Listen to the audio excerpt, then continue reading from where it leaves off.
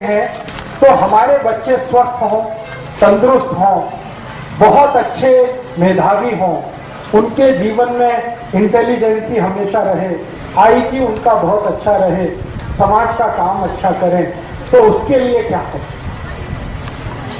इसके लिए छोटे छोटे कुछ मैं उपाय बताता हूं, आप जरूर उनका अपने जीवन में उपयोग करें। सबसे पहला उपाय है किसी भी आई को और किसी भी बाप को, माने पिता को, आई को और पिता को, दोनों को अपने जीवन में एक चीज हमेशा ध्यान रखनी पड़ेगी। अब भी अगर उनको बच्चे स्वस्थ, तंदुरुस्त, तेजस्वी, तपस्वी, संस्कारी और समाज का काम करने वाले ऐसे बच्चे अगर चाहिए, तो उन बच्चों को पैदा करने से पहले उसका नियोजन करना पड़ेगा। बिना नियोजन के जो बच्चे होते हैं वो ज्यादा से ज्यादा दाऊद इब्राहिम होते हैं। ये मेरा 15 साल का डॉक्टरी के पेशे का अनुभव है, तजुर्बा है। मेरे पास बहुत सारे मरीज आते हैं जिनको अपने बच्चों से त्रास है, और वो बच्चे इतने त्रासवादी हैं, आई वड़िल को पीटते, आई कुछ बोले उसको मारते हैं, वड़िल कुछ बोले उसको मारते हैं, आई वड़िल के कंट्रोल में नहीं रहते। जब उन बच्चों के बारे में मैं पूरी हिस्ट्री लेता हूं तो अंत में जाके पता चलता है कि वो बिना नियोजन के उत्पन्न हुए, बाई एक्सीडेंट। हाँ, तो मेरा आप सभी को ये विनम्र निवेदन है कि जिनको अपने बच्चे तेजस्वी, तपस्वी, संस्कारी, समाजकर्मी, राष्ट्रवादी, धर्म के प्रति श्रद्धा रखने वाले, आई वड़िल की सेवा करने वाले ऐसे बच्चे अगर चाहिए तो उसके लिए नियोजन करना पड़ेगा। बिना नियोजन के वो बच्चे नहीं होते। सबसे पहला फैसला आपको ये करना पड़ेगा। जैसे आप बहुत सारे काम के लिए नियोजन करते हैं, घर बांधने के लिए नियोजन करते हैं, कैसे करते हैं? एक एक पैसा बचाते हैं, जितनी पगार है उसमें से पैसा काट काट के बचा के घर बांधने का नियोजन हमारा होता है। ऐसे ही हम नौकरी के लिए बहुत सारे नियोजन करते हैं, तो ऐसा ही नियोजन आपको करना है। ठीक है? अब नियोजन क्या करना? नियोजन करना है, ये पहली बात ध्यान रखिए। बिना नियोजन के बच्चे होंगे तो मैंने आपको बताया वो संस्कारी हो नहीं सकते। और आज के समय में दुख और दुर्दैव की स्थिति ऐसी ही है कि ज्यादा बच्चे बिना नियोजन के ही हो रहे हैं। इसलिए आई वड़िल भी परेशान है, समाज उनसे परेशान है, देश भी उनसे परेशान है। ये त्रासवादी, आतंकवादी, देशद्रोही, ये सब हमारे ही अपने बीच के बच्चे हैं, लेकिन ये कैसे त्रासवादी हो गए, कैसे देशद्रोही हो गए? बिना नियोजन के होने के कारण। तो नियोजन करना पड़ेगा। अब नियोजन में क्या क्या करना पड़ेगा? सबसे पहला नियोजन, संस्कारी बच्चा अगर चाहिए, प्रतापी बच्चा चाहिए, आपको समाजकर्मी चाहिए, धर्मनिष्ठ चाहिए, राष्ट्र प्रेमी बच्चा चाहिए, तो सबसे पहला नियोजन संयम पालना पड़ेगा। ये सबसे पहला नियोजन। बिना संयम के अच्छे बच्चे नहीं हो सकते। तो संयम आपको अपने जीवन में रखना पड़ेगा। और वो संयम रखने का तरीका क्या है? संयम रखने का बहुत सरल तरीका है, ज्यादा समय ब्रह्मचर्य का पालन करना। ब्रह्मचर्य संयम पालने का सबसे बड़ा तरीका है, सबसे आसान तरीका, ये ब्रह्मचर्य का पालन करना। अभी मेरा जो फिजियोलॉजी और एनाटॉमी का अभ्यास है, विज्ञान का जो अभ्यास है, उस अभ्यास के हिसाब से मैं एक जानकारी देना चाहता हूं।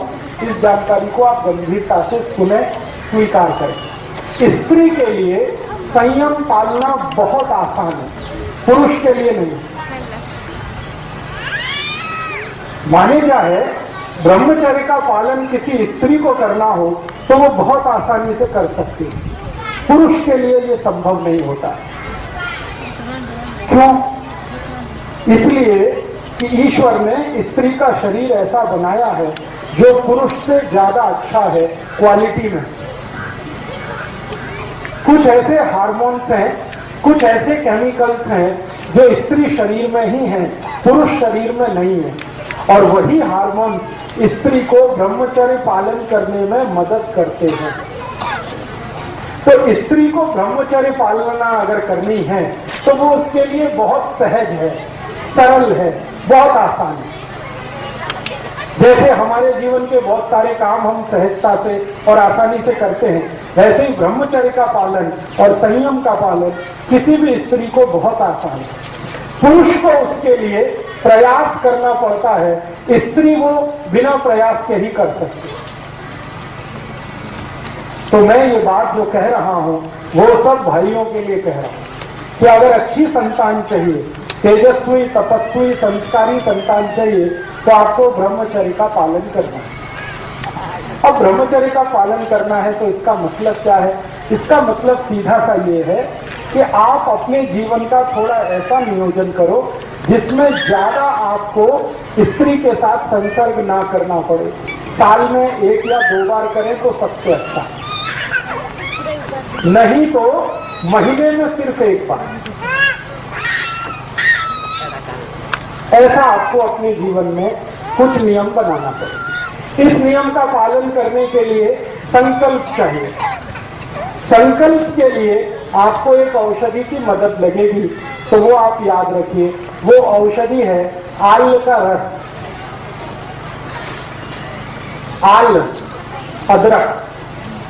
तो अदरक का टुकड़ा अगर मुंह में रख के चूसते रहें तो ये हमारे संकल्प को मजबूत करने में बहुत मदद करता है। किसी भी तरह का संकल्प हो, ब्रह्मचर्य पालन का संकल्प हो, व्यसन मुक्ति का संकल्प हो, पैसे के पीछे नहीं भागने का संकल्प हो, अपने जीवन में साधारण तरीके से रहने का संकल्प हो, ये सभी संकल्पों में मदद करता है। तो हमें अच्छी संतान के लिए संयम का पालन ब्रह्मचर्य की मदद से करना है और कोशिश करनी है कि साल में 1 या 2 बार, नहीं तो महीने में ज्यादा से ज्यादा 1 बार, ये आपको करना है पुरुषों को।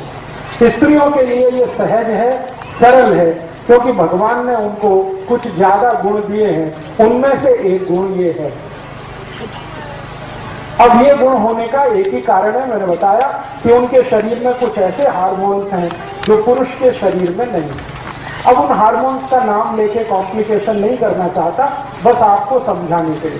तो आपको बच्चों का नियोजन करना है और नियोजन इस तरीके से करना है। पहला कदम उस नियोजन का संकल्प करना ब्रह्मचर्य का।